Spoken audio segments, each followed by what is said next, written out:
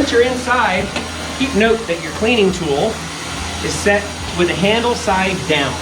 You don't want your cleaning tool being left in this direction. It tends to, once you hook your connectors up to it, leave quite a bit of pressure that tends to kind of break these fittings off. And so always make sure to turn your cleaning tool upside down on the handle when you set it down on the floor. Never set your carpet cleaning or any of your cleaning tools or equipment leaning against the wall or on a client's furnishings in their house. Start the cleaning process. You have to, first of all, pre-vacuum the carpet. Once the carpet's been pre-vacuumed, we'll apply a pre-conditioner as appropriate to the soils we're cleaning. We then, once it's sat and worked into the carpet, perhaps with a counter-rotating brush or an agitation scrubbing system, we can then start the extraction process after about 10 minutes. So we're ready to set up and connect the tools up. We're going to set this female quick disconnect up into the male quick disconnect. Push those together, release the coupler, and as long as there's no pressure in that system, they'll just completely go right together. Once that's connected, turn your water. Now you've engaged the water line on, and it's ready to spray. We then are going to connect our vacuum line. The vacuum line is on this particular tool is 1.5 inches size 2. So we have 1.5 inches vacuum line that's been reduced to connect those tools together. And the cleaning techniques that we use for cleaning vary from cleaner to cleaner. So as we clean back, release the valve, drag about 1 inch or so, and then make your forward cleaning pass.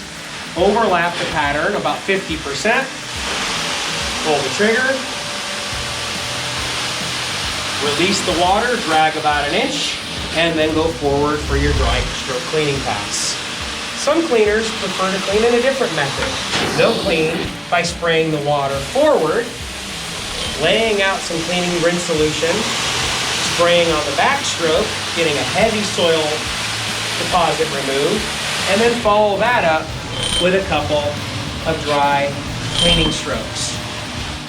It really depends on the amount of water and the amount of soil that you're going after to the number of wet versus dry passes that any cleaner might use. It's never too much to go back and do an extra few vacuum strokes to pick up excess moisture, because the absolute #1 complaint in carpet cleaning is wet carpet. So going back for those extra strokes is important. One of the key features we really have enjoyed learning about the Evolution Wand is this hydrofoil design of the tool. The tool allows the water to come up into the vacuum head, up into the tool's head as it's coming up, and not get all mixed up in the airflow that happens in other style tools.